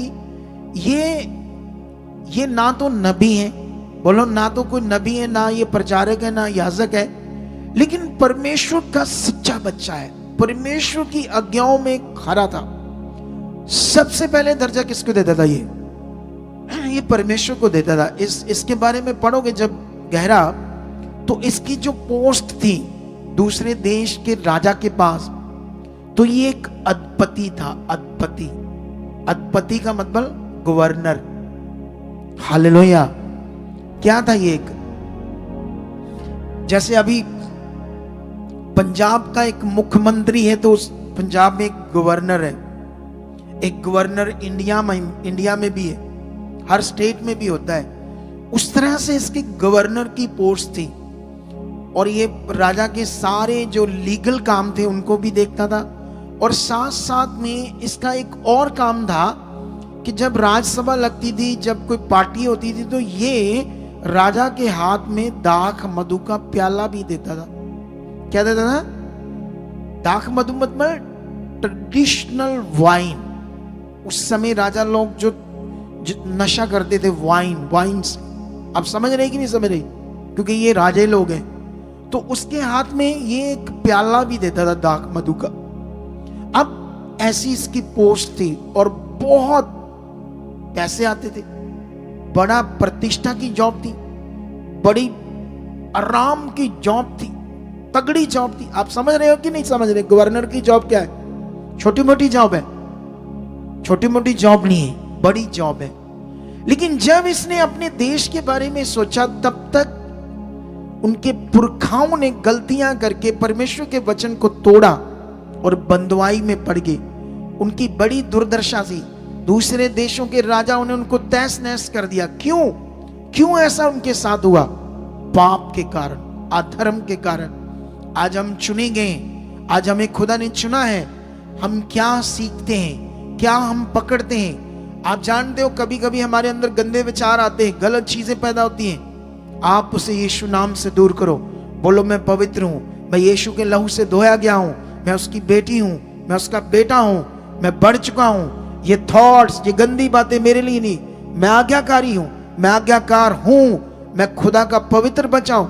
आपको कॉन्टिन्यू अपने आप को बनाना पड़ेगा आगे बढ़ने के लिए। अगर आप फंस के पाप की जुक्ति में, वो आपको दबा देगा। अगर पाप की जुक्ति में फंस गए तो वो आपकी प्रेयर बंद कर देगा, आपका मन बंद कर देगा। आप प्रेयर करोगे, कोई मन नहीं लगेगा। आप प्रेयर करोगे, कुछ आंसर नहीं आएगा, किसी भी चीज में मन नहीं लगेगा। परमेश्वर के साथ भी बड़ी मुश्किल से आएंगे, कभी आएंगे कभी नहीं आएंगे। ऐसी चीजें दुष्ट आपकी जिंदगी में कर देगा। कितनों को बात समझ आती? वरना सब कुछ तैयार है और बहुताई से तैयार है। अगर जो मैं वचन सिखा रहा हूं इसे आपने पकड़ लिया तो बहुतायत से आपकी गवाहियां आएगी। इतनी ज्यादा आशीष आएगी कि रखने को स्थान नहीं होगा, तुम्हें पकड़ना होगा, पकड़कर चलना होगा। लेकिन यहां पर अभी क्या कहते हैं इसको, हम आगे बढ़ते हैं। जब वो बातें सुनता है तो गवर्नर है, जैसे मिनिस्ट्री में कोई बीमार है, दुखी है, गरीब है, परेशान, तो मैं की लेना देना, बोलो मैं की करा। फिर भाई वो सोनू पुछो जरा गरीब है, परेशान है, हालात चा दुखी में, परेशानी में, तो मुझे क्या लेना देना, मैं तो अपनी जिंदगी जी रहा। लेकिन ये बंदे के बारे में चेक करो, जब ये सुनता है तो क्या होता है, ये क्या करता है। 4 में लिखा है, ये बातें सुनते ही मैं बैठकर रोने लगा और कितने दिन तक विलाप करता रहा और स्वर्ग के परमेश्वर के सम्मुख उपवास करता और ये कहकर प्रार्थना करता रहा, हे स्वर्ग के परमेश्वर यहोवा, हे महान और भय योग्य ईश्वर, तू जो अपने प्रेम रखने वाले और आज्ञा मानने वालों के विषय में अपनी वाचा पालता है और उन पर करुणा करता है, तू कान लगाए और आंखें खोले रहे कि जो प्रार्थना में तेरा दास उस समय तेरे दास इस्राएलियों के लिए दिन रात करता रहता हूं, उसे तू सुन ले। मैं इस्राएलियों के पापों को जो हम लोगों ने तेरे विरुद्ध किए हैं मान लेता हूं। मैं और मेरे पिता के घराने दोनों ने पाप किया है, हमने तेरे सामने बहुत बुराई की है और जो तेरी आज्ञाएं, विधियां और नियम तूने अपने दास मूसा को दिए थे उनको हमने नहीं माना। उस वचन की सुधि ले जो तूने अपने दास मूसा से कहा था, यदि तुम लोग विश्वासघात करो तो मैं तुमको देश देश के लोगों में तितर बितर करूंगा, परंतु यदि तुम मेरी ओर फिरो और मेरी आज्ञाएं मानो और उन पर चलो तो चाहे तुम में से निकाले हुए लोग आकाश की शोर में भी हो तो भी मैं उनको हवा से इकट्ठा करके उस स्थान में पहुंचाऊंगा जिसमें मैंने अपने नाम के निवास के लिए चुन लिया है। हालेलुया। अब ध्यान दो, यहां पर सुनो, ध्यान दो। अब अपने लोग, जो अपने लोग हैं, ये सारी दुनिया अपनी है, एक परमेश्वर की है। लेकिन शैतान ने दूर कर दिया है परमेश्वर से। आज लोग धर्म जातों में बट गए और जिसकी वजह से वो नहीं जानते हमारा बनाने वाला कौन है। लेकिन जब इन्हें पता चला कि हमारे लोग, यहूदी लोग कितनी दुर्दशा में है और ये रोने लगा, विलाप करने लगा, कितने दिन तक उपवास करने लगा, कितने दिन तक परमेश्वर के सामने ये गया और परमेश्वर के सामने अपने पुरखाओं के पाप को मानने लगा। अपने पाप को, मतलब वो खुद तो पापी नहीं था लेकिन उनके पापों को भी मानकर परमेश्वर के सामने प्रार्थना करने लगा और परमेश्वर के सामने ये बात रखने लगा, तू करुणा करने वाला, तू दया करने वाला है, तू अपनी वाचा को पालता, तू अपनी वाचा जो तेरी और अपना मन फिराता, अपने पाप को मानता है, उसकी तू सुनता है। फिर वो बात करता है, सोच कर देखो, कहता हाँ परमेश्वर, तूने अपने दास के द्वारा अपने नियम दिए, व्यवस्था दी, आज्ञा दी, हम लोगों ने नहीं माना। सेम हो रहा है, परमेश्वर ने आज भी अपने दास ठहराए। आज भी परमेश्वर अपने दास के द्वारा बात करता है, आज्ञा की, जीवन की। हम देख रहे हैं परमेश्वर की पावर को, हम देख रहे हैं उसके चमत्कारों को, गवाहियों को, लेकिन हम देख रहे हैं फिर भी आगे पीछे हो जाते हैं, फिर भी खरे और पूरे बने नहीं रहते। जानते क्यों? क्योंकि हमारे ब्लड में पाप है जो हमें बार बार शारीरिक बनाता है, जो शरीर की ओर हमें खींचता है। लेकिन हमें शरीर को मारना है, हमें अंगीकार करना, हमें बढ़ना है, क्योंकि जीवन संसार में नहीं है, परमेश्वर के साथ है। सारी खुशियां परमेश्वर के साथ है, सारे लाभ परमेश्वर के साथ है, चंगाई, छुटकारा, डिलीवरेंस, सब चीजें परमेश्वर के साथ। कोई भी चीज परमेश्वर से बाहर नहीं है। कितनों को बात समझ आती है? इस बंदे को चेक करो, ऐशो आराम की जॉब, बड़ी वाली जॉब, तगड़ी वाली जॉब पर बैठा हुआ है बंदा, अधिपति है, गवर्नर है। लेकिन सोच कर देखो, जब अपने लोगों के बारे में उसे पता चला, कितनी प्रार्थनाओं में, कितने विलाप में, कितने उपवास में, कितना दुख है अपने लोगों का। आज दुनिया मर रही है, नाश हो रही है, हम क्या कर रहे हैं? हमारी प्रार्थनाएं कहां है? हमारा मन कहां उनके लिए शोक कर रहा है कि उन्हें बचाना है? कहां हमारा दिल है? कहां हमारा सुसमाचार है? कहां हम परमेश्वर के सामने इन बातों को रखने? यह हमारी जिंदगी में चाहिए। अगर यह हमारी जिंदगी में आता तो हम आज्ञाकारी है, हम आज्ञाकारी में जी रहे। या एक परिवार आता, घर से एक औरत आती है, बच्चे नहीं आते, पति माड़ा मोटा आता है, औरत क्या कर रही है? अगर उससे टीम मेंबर को पूछता, कभी उनका जीवन है, वो नहीं मानते, उन्होंने अपना मन है, क्योंकि खुद को बुद्धि नहीं है, खुद को समझ नहीं है कि अगर ये चुने नहीं गए, अगर ये चलेंगे नहीं, इनका होगा क्या? अगर तुम सोचते हो मेरे बच्चे हैं, मेरा पति, मेरे पत्नी है, अरे क्या उन्हें नाश के लिए छोड़ देना है या उन्हें बचाना है? बोलो। तो बचाने की प्रार्थना का वो दिल का है, वो टूटा हुआ, वो ऐसे शोक, ऐसे दिल में एक चिंता, आत्मिक चिंता उनकी, अगर वो नहीं है तो हम नॉर्मल है।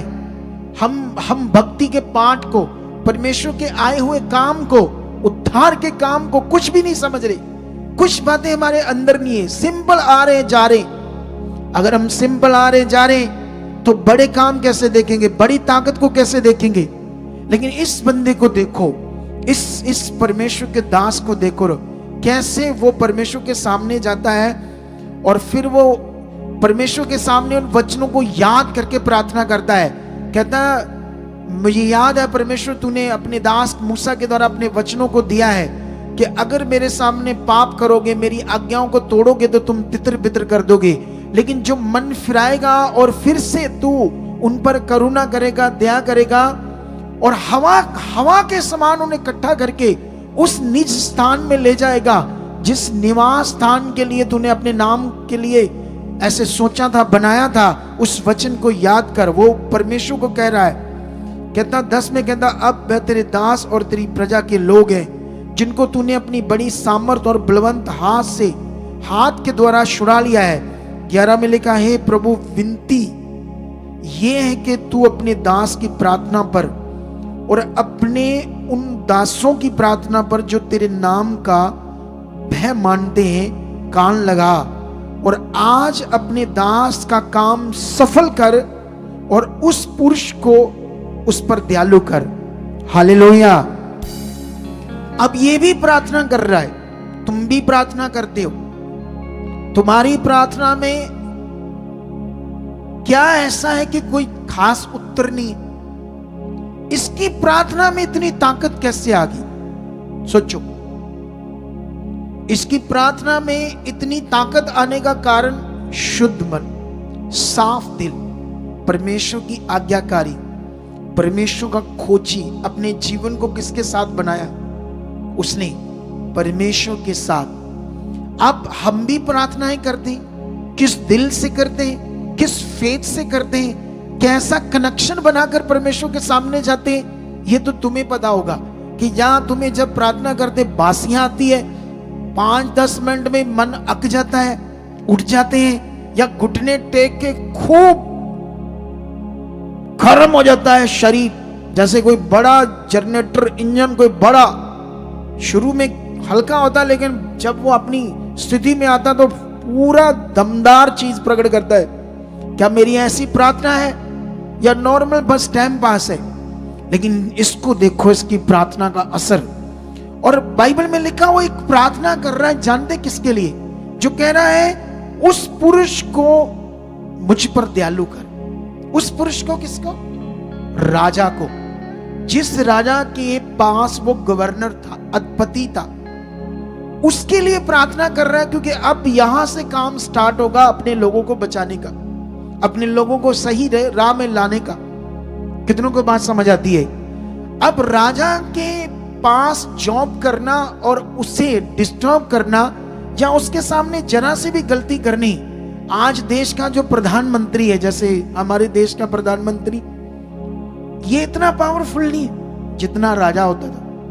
क्योंकि देश के प्रधानमंत्री के सामने गलती करोगे तो वो गलती, पहले केस होगा, फिर सुनवाई होगी, फिर कोर्ट सजा सुनाएगा, लंबा प्रोसेस है। ये तो बस बोलेगा उसी वक्त फांसी, उसी वक्त सिर कलम। ऐसा है राजे का सिस्टम। और जब वो राजा दाख मधु पीता है ना, तो वो बड़ा रिलैक्स होकर अपनी रानी के साथ, कुछ लोगों के साथ अपनी पर्सनली एक स्थान पर बैठता है। उस समय तो डिस्टर्बिंग चाहिए भी नहीं उसको। उस समय उसको अगर कोई भी राजे की बात या इधर उधर की कोई बात की तो गुस्से में आ गया तो वो सिर कलम कर देगा। लेकिन ऐसी सिचुएशन में उसके सामने वो जाता ही तब था जब वो उसको दाख मधु उसके हाथ में देना है। कितनों को बात समझ आती है? अब ये प्रार्थना कर रहा है सच्चे दिल से, और जब प्रार्थना कर रहा है तो दो अध्याय में क्या लिखा है? अर्थशास्त्र राजा के 20वें वर्ष के निसान नामक महीने में जब उसके सामने दाख मधु था, तब मैंने दाख मधु उठाकर राजा को दिया। इससे पहले मैं उसके सामने कभी उदास ना हुआ था। तब राजा ने मुझसे पूछा, तू तो रोगी नहीं, फिर तेरा मुंह क्यों उतरा है? ये तो मन ही की उदासी होगी। तब अब राजा के सामने उदास मन लेकर जाना सिर कलम करने के बराबर है। वो मौत दे देगा, बोलेगा इसे ले जाओ, इसका सिर कलम कर दो। ये कैसा मुंह बनाकर उदास मेरे सामने आया है, जबकि वो उसका रिलैक्स टाइम है। कितनों को बात समझ आती है? लेकिन उस समय ऐसा हो जाता है उससे। लेकिन क्या होता है फिर 3 में उससे वो राजा से बात करता है। मैंने राजा से कहा, राजा सदा जीवित रहे। जब वह नगर जिसमें मेरे पुरखाओं की कब्रें हैं उजाड़ पड़ा है और उसके फाटक जले हुए हैं, तो मेरा मुंह क्यों ना उतरे? राजा ने मुझसे पूछा, फिर तू क्या मांगता है? तब मैंने स्वर्ग के परमेश्वर से प्रार्थना करके राजा से कहा। वो हर बात में किसको आगे रख रहा है? अब राजा की ओर से जब राजा ने पूछा तू क्या मांगता है, तो अंदर ही अंदर किससे प्रार्थना कर रहा है? आप भी अपने कामों पर जाओ, अंदर प्रार्थना करो। आप जॉब पर जाते हो, बिजनेस करते हो, डील्स करते हो, काम करते हो, कुछ भी करते हो, अंदर अंदर धन्यवाद परमेश्वर, आप मेरे साथ, ये काम सफल हो चुका है, मैं तेरा बच्चा हूं। देखो, आप अपनी जिंदगी को खुदा के साथ एक सही मायने से अपने आप को जीना है परमेश्वर के साथ। हमारा दिमाग फालतू कामों में, फालतू सोचों में, फालतू बातों में कभी नहीं होना चाहिए। हमारी सोच खुदा के साथ होनी चाहिए। कितनों को बात समझ आ रही है आज? जैसे वो प्रार्थना करके राजा से कहता है, तो 5 में लिखा, यदि राजा को भाए और तू अपने दास से प्रसन्न हो तो मुझे यहूदा और मेरे पुरखाओं की कब्रों के नगर को भेज, ताकि मैं उन्हें उसे बनाऊं। तब राजा ने, जिसके पास रानी बैठी थी, मुझसे पूछा, तो कितने दिन तक यात्रा में रहेगा और कब लौटेगा? राजा मुझे भेजने को प्रसन्न हुआ और मैंने उसके लिए एक समय नियुक्त किया। फिर मैंने राजा से कहा, यदि राजा को भाए तो महानद के पार के अधिपतियों के लिए इस आशय की चिट्ठियां भी मुझे दी जाए। सुनो, सबसे पहले वो प्रार्थना करता कि उसका मन मेरी ओर खुले, और कौन खोल देता है?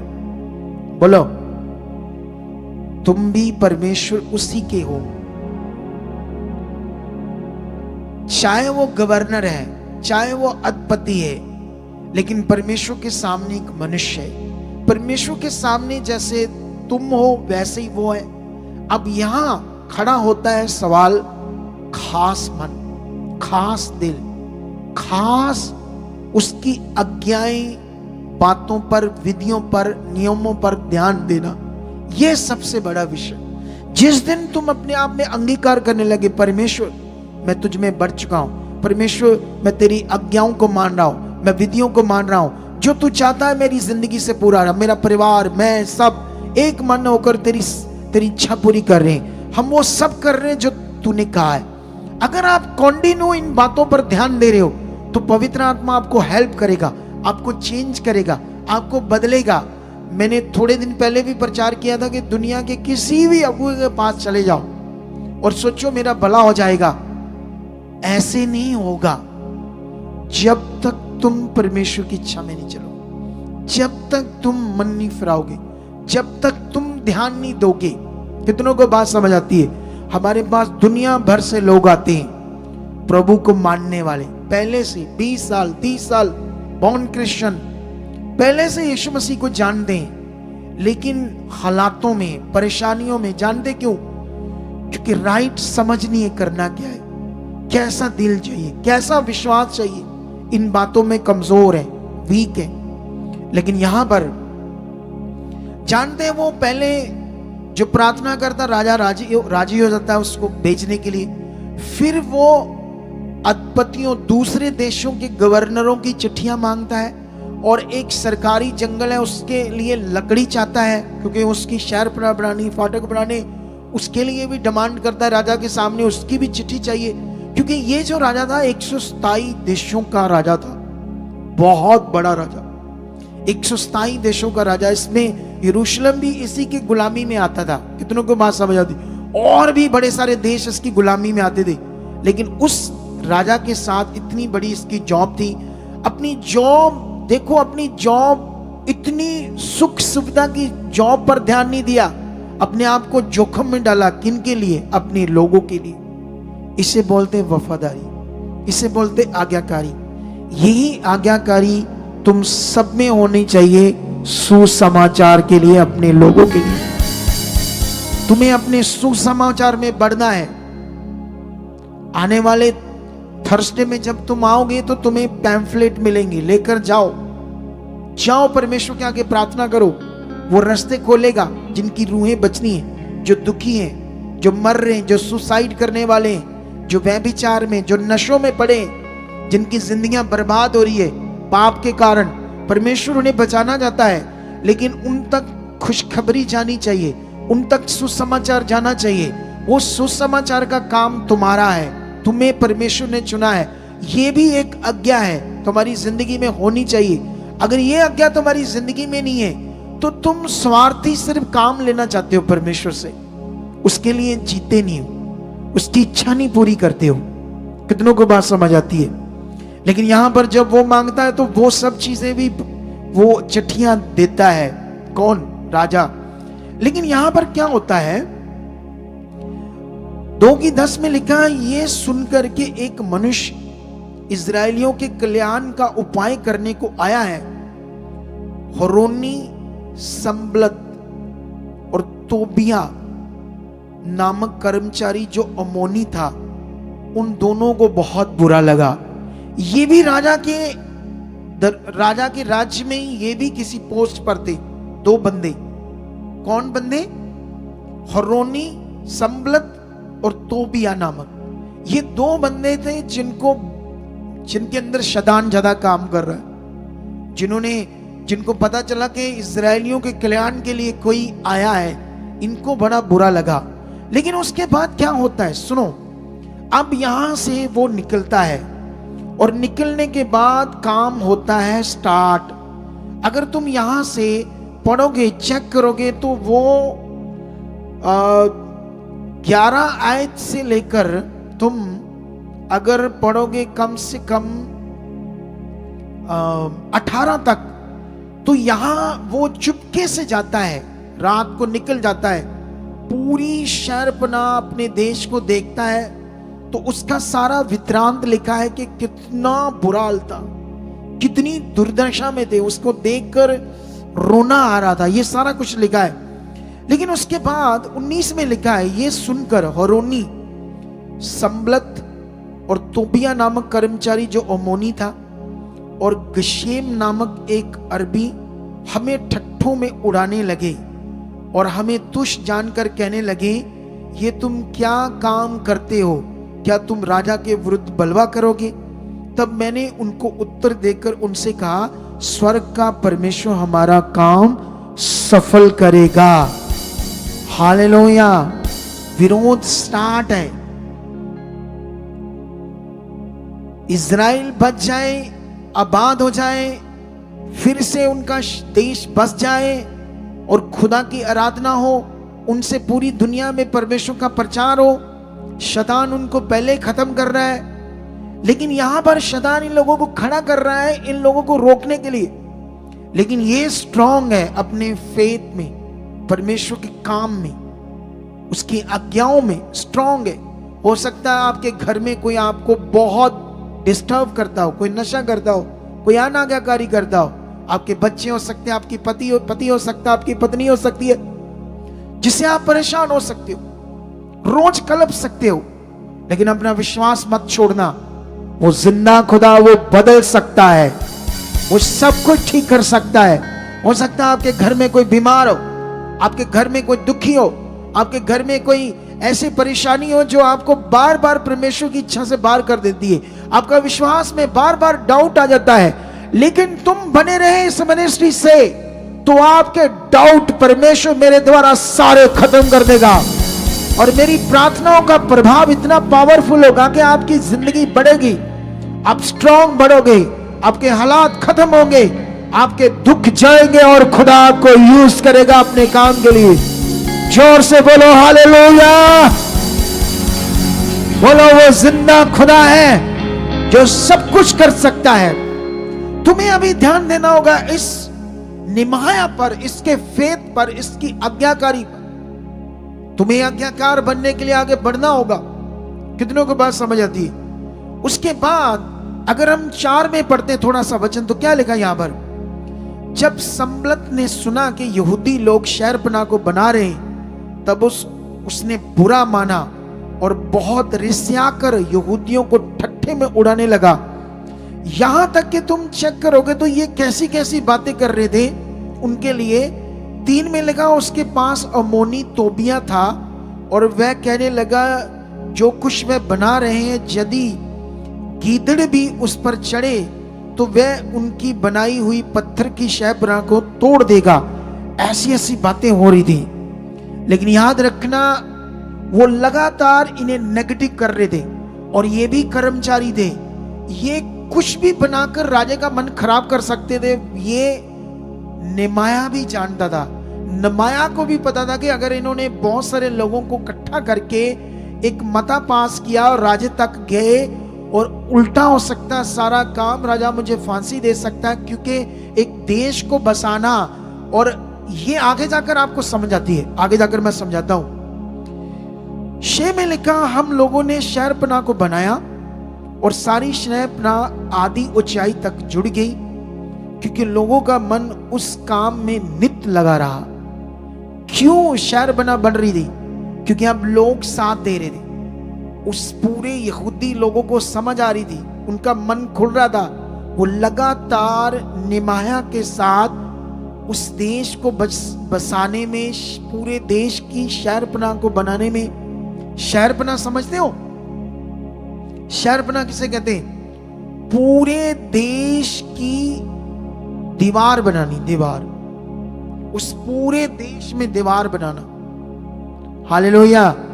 जैसे चाइना की दीवार के बारे में सुना ना, ग्रेट, ऐसे ग्रेट चाइना ऑफ वॉल, ऐसे कुछ नाम है उसका, है? हाँ, ग्रेट वॉल ऑफ चाइना दुनिया की सबसे बड़ी दीवार है, उन्होंने अपने देश के आसपास की। तो ये भी वो दीवार बन रही थी इनके देश की। और कैसे? ऑलरेडी 127 देशों के ऊपर उस राजा का राज्य है, तो उसके बीच में एक अलग देश अपना बनाना मौत है, मौत। लेकिन ऐसे काम को इसने शुरू किया अपने लोगों के लिए, उन्हें बसाने के लिए, उनकी जिंदगी के लिए। अपना ऐशो आराम छोड़ दिया। हम कहते हैं हमारे पास टाइम नहीं, हम कहते हैं ठंड आ गई है, थोड़ा मौसम ठीक होगा तब संगति शुरू करेंगे। फिर गर्मी आ जाएगी, फिर कहेंगे गर्मी ज्यादा आ गई है, थोड़ी गर्मी कम होगी फिर जाएंगे। ये आपका शारीरिक जीवन आपको खत्म कर देगा। ऐसी सोच वाले लोगों को, ऐसी सोच वाले लोग वही रह जाएंगे जो बड़ा परमेश्वर ने रखा है, उसका लाभ नहीं ले पाएंगे। इस समय जरूरत है हमें बढ़ने की। इस समय जरूरत है अपनी शरीर की देह की क्रियाओं को मारने की और परमेश्वर के वचन की इच्छा को पकड़ने की और अपने अंगीकार को बढ़ाने की, अपने फेथ को बढ़ाने की। हालात कैसा भी क्यों ना हो, सिचुएशन कैसी भी क्यों, डरने की जरूरत नहीं, यहां से हम सीख रहे हैं। लेकिन उसके बाद क्या होता है, यहां पर बड़ी चीजें हो रही है, ठीक है, ऐसी चीजें हो रही है आप सोच भी नहीं सकते वो कैसे कैसे परमेश्वर का काम उस शहर की। इसमें बड़ी सिचुएशन है जो मैं तुम्हें पढ़ा नहीं पाऊंगा, क्योंकि वो लोगों ने रेडी हो गए थे कि इनको काम नहीं करने देंगे, हम इन पर जानलेवा हमला करेंगे, पूरी सेना फौज लेकर। लेकिन इन्होंने भी अपने हथियार रखे अपने पास। इवन के जो राजमिस्त्री, उन्होंने भी अपनी झागों पर तलवारें रखी थी, पढ़कर देखना। और कितने लोग एक हाथ में हथियार और एक हाथ से काम कर रहे थे। और ये सब तब पॉसिबल हो रहा था जब नेमाया का तगड़ा मन काम कर रहा था परमेश्वर के साथ, और उसके साथ बहुत सारे अच्छे मन वाले लोग भी खड़े हो गए, तभी ये पॉसिबल हो पाया। और अब उन लोगों को समझ आ रही थी कि हाँ, हमारी गलतियां जो हमने खुदा के नियमों को, आज्ञाओं को तोड़ा है, तभी हमारी ये दुर्दशा है। अगर हमने अपनी दुर्दशा में अपनी नामधराई मतलब अपने नाम की जो इंसल्ट है, हमारे लोगों की जो इंसल्ट है समाज में, उससे अगर हमने उठना है तो हमें अपना मन फिराना पड़ेगा, हमें खरे और वफादार होना पड़ेगा। ये लोग डिसीजन ले चुके थे और पश्चाताप कर चुके थे। आज हर एक को जब वो वचन सुनता है तो उन्हें ये बात समझनी चाहिए, मैं कहाँ हूं, मेरी जिंदगी में अनाज्ञाकारी कितनी है, कहां मुझे पश्चाताप करने की जरूरत है, कहां मुझे मन फिराने की जरूरत है। ये बड़ा विषय है। लेकिन यहां पर क्या हो रहा है, यहां अगर 6 अध्याय पढ़ोगे उसकी 2, तो 2 में उसको वो बुलाता है, किसको, ऐसे लिखा है, तब सम्बलत और गशेम ने मेरे पास यूं कहला भेजा, आ हम ओनों के मैदान के किसी गांव में एक दूसरे से भेंट करें। परंतु वह मेरी हानि करने की इच्छा करते थे। परंतु मैंने उनके पास दूतों से कहला भेजा, मैं तो भारी काम में लगा हूं, वहां नहीं आ सकता। मेरे इसे छोड़कर तुम्हारे पास आने से वह काम क्यों बंद रहे। उन्होंने 4 बार मेरे पास वैसी ही बात कहला भेजी। लॉन्ग टाइम तक ये बंदे जिनके अंदर दुष्ट काम कर रहा था, उन्हें रोकने की कोशिश कर रहे थे। जब हम परमेश्वर के साथ बढ़ते हैं तो वो आपको रोकता है, दुष्ट आपकी प्रार्थनाओं को वो रोक नहीं सकता। अगर हम सही हैं, अगर हमारा फोकस सही है, हमारा अंगीकार सही है, हम नियम में लगातार बने हुए, तो कोई शैतान तुम्हें रोक नहीं सकता प्रार्थना से। तुम्हारी प्रार्थना स्ट्रांग चाहिए, तुम्हारा फेथ स्ट्रांग चाहिए, तुम्हें आज्ञाओं की समझ चाहिए, ये तुम्हारा फोकस बना होना चाहिए। लेकिन यहां पर जो चीज सबसे सोचने वाली है, शे से, जिसमें यूं लिखा था, जाति जाति के लोगों में ये कहा जाता है, ये वही 2 कर्मचारी ये बात कर रहे हैं। गशेम भी यही बात कहता है कि तुम्हारी और यहूदियों की मनसा बलवा करने की है, और इस कारण तू इस शहर पनाह को बनवाता है, और तू इन बातों के अनुसार उनका राजा बनना चाहता है। तूने यरूशलेम में नबी ठहराए जो ये कहकर तेरे विषय में प्रचार करे कि यहूदियों में एक राजा है। अब ऐसा ही समाचार राजा को दिया जाएगा।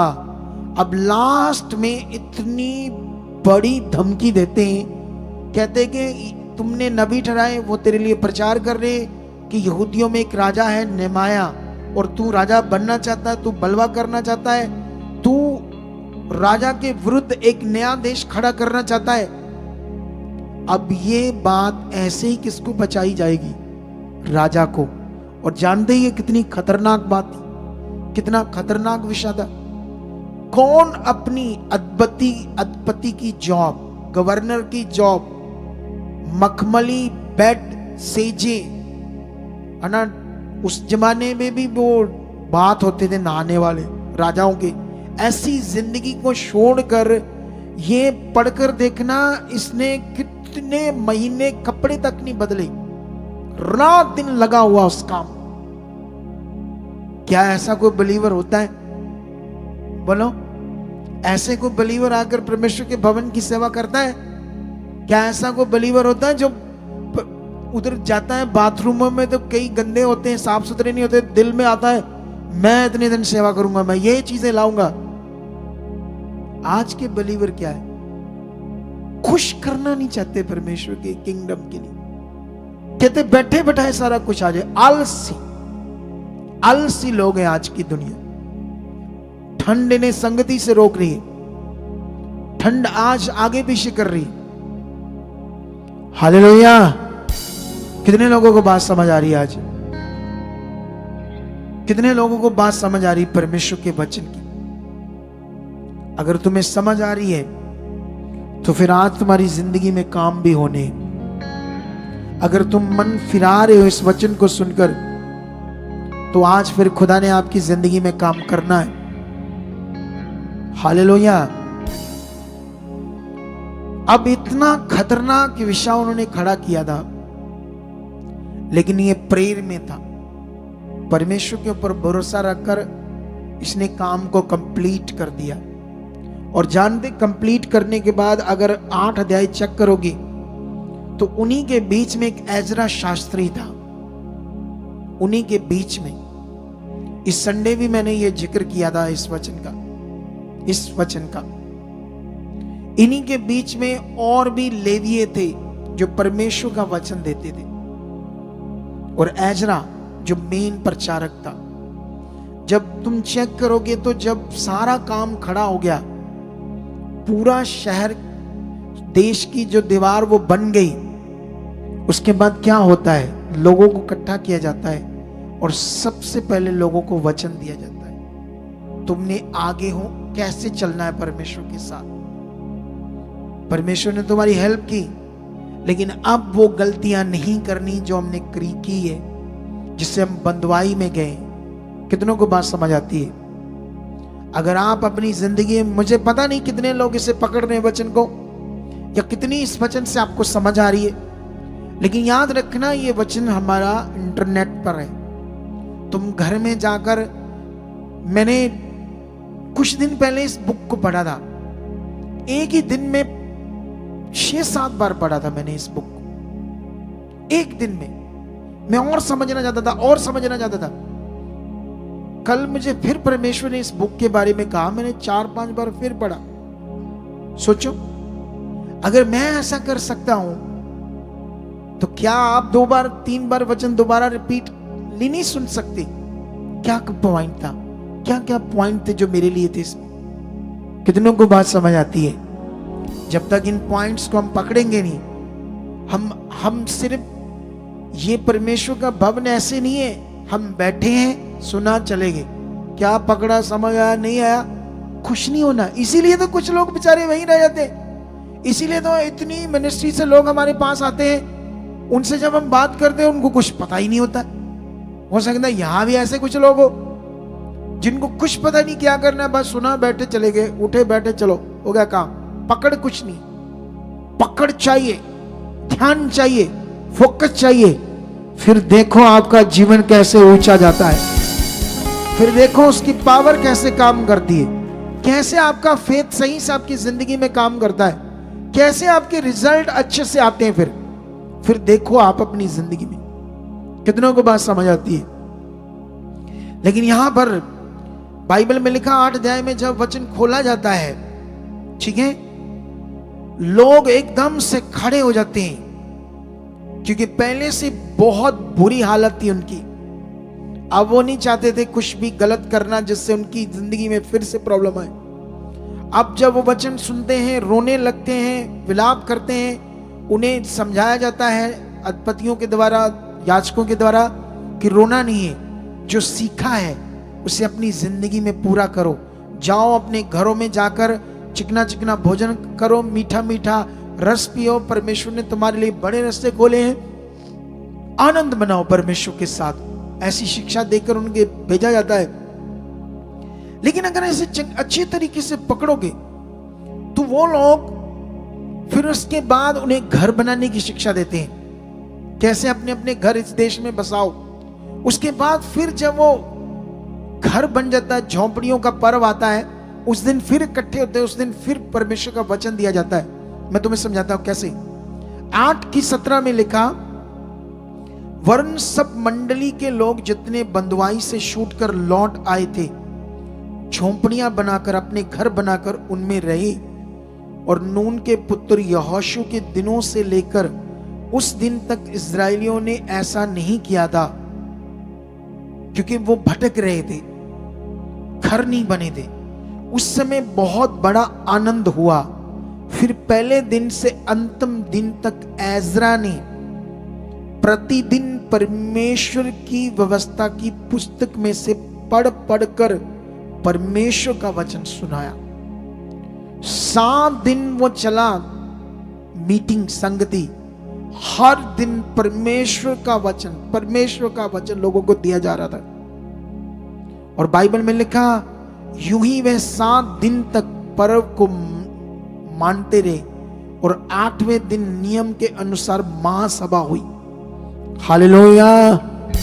कितनों को बात समझ आती है? हम यहां पर एक बड़ा विषय सीख चुके हैं आज। हमने यहां देखा इतनी खतरनाक सिचुएशन, निमाया के लिए मौत था ये काम, लेकिन उसने किस पर फेथ किया? खुदा पर, जीवित परमेश्वर पर। तुम्हारे हालात क्या है, लेकिन तुम्हें उसके लिए जीना होगा। फर्स्ट प्रायोरिटी देनी होगी, पहला स्थान, पहला दर्जा तुम्हें उसे जानना होगा, समझना होगा। तुम्हें प्रार्थना, जैसे वो एक बहन अपनी गवाही दे रही थी किसी की बच्चे की दे रही थी ना, डॉगी की, तो गवाही दे रही थी, तो परमेश्वर ने संभाला उसे। लेकिन वो उसने बताया कि मैं खुदा के दास के लिए बड़ी प्रार्थना करती हूं, उनकी फैमिली के लिए, कलीसिया के लिए, क्योंकि मन खुला हुआ है। हमें ऐसे ही बढ़ना है। हमें इस मिनिस्ट्री के लिए, इसके फाइनेंस के लिए, डिवाइन हेल्पर्स के लिए, करोड़ों रूहों बचने के लिए इस मिनिस्ट्री के द्वारा प्रेम में रहना है। और खुद अपनी फैमिली के लिए और खुद अपने आप को परमेश्वर के साथ बनाने के लिए इन बातों में कंटिन्यू रहना है। अगर हम ऐसा रहते हैं तो हम उसके बड़े अनुग्रह को देखेंगे, हम उसकी बड़ी पावर को देखेंगे, हम उसकी बड़ी शक्ति को देखेंगे, उसकी बड़ी सामर्थ्य को देखेंगे। अगर आप एस्तर के कैरेक्टर को चेक करोगे, इससे अगली एक बुक और है, एस्तर की बुक, ठीक है। आप अब ये यहूदी हैं और ये अर्थशास्त्र राजा है और वो राजा शायरस राजा है, ठीक है। वो भी परमेश्वर को नहीं जानता, ये भी परमेश्वर को नहीं जानता, अन्य जातियों में से, ठीक है। लेकिन याद रखना, उसका मामा मोर्दके और ये एस्तर, एक प्लान है परमेश्वर का यहां पर। आप जानते हो, जब आप गहरी स्टडी वहां चेक करोगे तो हमारे दिमाग के रोंगटे खड़े हो जाएंगे। एस्तर की बुक से कुछ पॉइंट ऐसे हैं जो आपको समझने होंगे। मैं इस संडे बुक समझाऊंगा, क्योंकि अगर मैंने शुरू किया तो मुझे उसको समझाने में टाइम लगेगा, तो फिर बहुत लंबा हो जाएगा। तो इसीलिए मैं कुछ पॉइंट अभी बताता हूं, लेकिन उसको अच्छे से कंप्लीट जो करूंगा मैं इस संडे, उस पॉइंट को आपके सामने खोलकर बाइबल से कुछ पॉइंट्स पढ़ाऊंगा आपको, जैसे मैंने आज यहां से पढ़ाया आपको। कितनों को बात समझ आती है? उस समय जब हमान, जो राजा का बिल्कुल असिस्टेंट था, सब बातें राजा उससे पूछ कर करता था, और वो मोर्दके से नफरत करता था और यहूदियों से। जैसे अभी हम परमेश्वर का काम करते, परमेश्वर का प्रचार करते, तो दुनिया वाले हमसे क्या करते हैं? नफरत करते हैं। लेकिन हम लोग किसी से नहीं करते नफरत। हम लोगों को बचाना चाहते हैं, हम लोगों की जिंदगियों को सेव करना चाहते हैं, उनकी आत्माओं को सेव करना चाहते हैं, लेकिन उनको नहीं पता, क्योंकि वो गुलाम है पाप के, वो विरोध करते हैं। जैसे ये विरोध हो रहा था शुरू से, सच्चाई का विरोध। यीशु मसीह ने क्यों कहा मेरे कारण लोग तुमसे बैर रखेंगे? कहा या नहीं कहा? यीशु ने कहा ना, मेरे कारण लोग तुमसे क्या रखेंगे? बैर रखेंगे। लेकिन यीशु मसीह ने कहा जो अंत तोड़ी बना रहेगा वो अनंत जीवन पाएगा। हालेलुया। हमारी दौड़ अनंत जीवन की। पृथ्वी पर जो चीजें तुम्हें चाहिए वो बहुताई से देगा, लेकिन याद रखना ये चीजें जो हमें पृथ्वी पर चाहिए ये हमारी जरूरत है, ये हम साथ नहीं लेकर जा सकते। कोई चीज हमारे साथ नहीं जाएगी, ये सिर्फ हमारी जरूरत है। हमें अपना मन परमेश्वर के ऊपर रखना चाहिए। जैसे अभी जो मेरे पास मन है, ना मेरा ना मेरी वाइफ का, खुदा की दासी का, ना बच्चों का, किसी भी सोने की चीज पर, किसी भी पैसों पर ऐसे ललसा नहीं है, लालच नहीं, उस पर कोई मन नहीं। कितनों को बात समझ आती?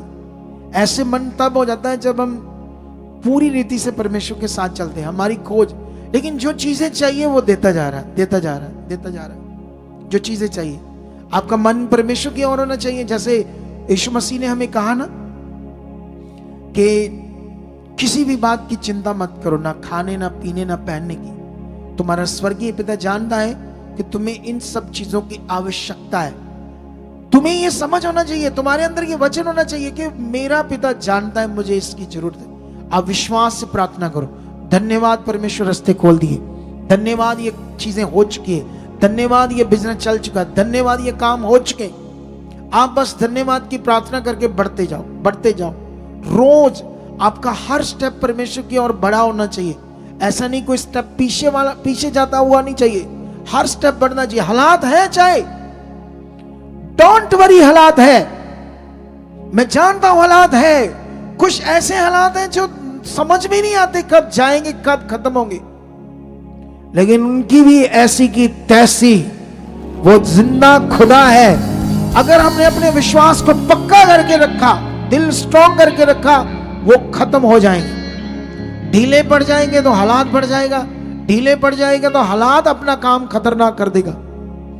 कई बार लोगों के साथ ऐसा होता है, कई लोग ढीले पड़ जाते हैं, फिर हालात अपना काम कर जाता है। कितनों को बात समझ आती है? अगर जो मैं तुम्हें समझा रहा हूं उस बात को तुमने पकड़ा, जीत तुम्हारी होगी। यीशु ने क्यों कहा तुम्हारा स्वर्गीय पिता जानता है इन चीजों की तुम्हें आवश्यकता है। वो जानता है, वो तुम्हें देखता है। उसने तुम्हें देखने की आंखें दी, क्या खुद नहीं देखता? तुम्हें कान दिए, क्या वो खुद नहीं सुनता? जब तुम उसके सामने विश्वास करते हो, अपनी प्रार्थना को रखते हो, क्या उसके सामने वो बातें नहीं हो रही? या उसके सामने नहीं है वो बातें? है, लेकिन तुम्हें पक्का करना अपने आप, अंगीकार में विश्वास, उसे इतना सच्चा मानना है, महान, पवित्र, कभी भी उस पर डाउट नहीं आने देना।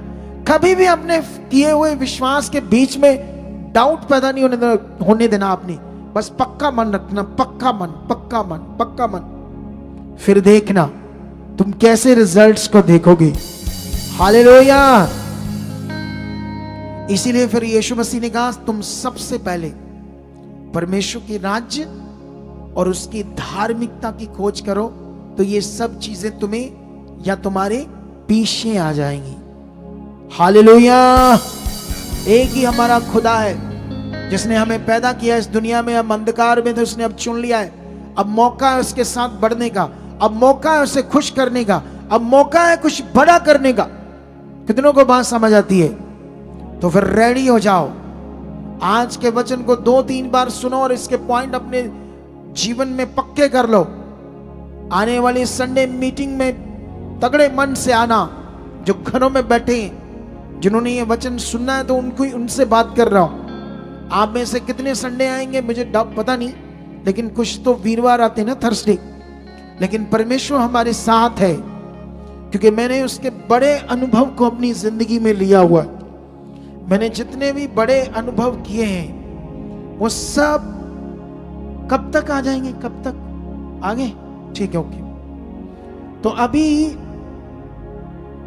इस वचन के द्वारा खुदा आपको बड़ी बरकत दे चुका है। मैं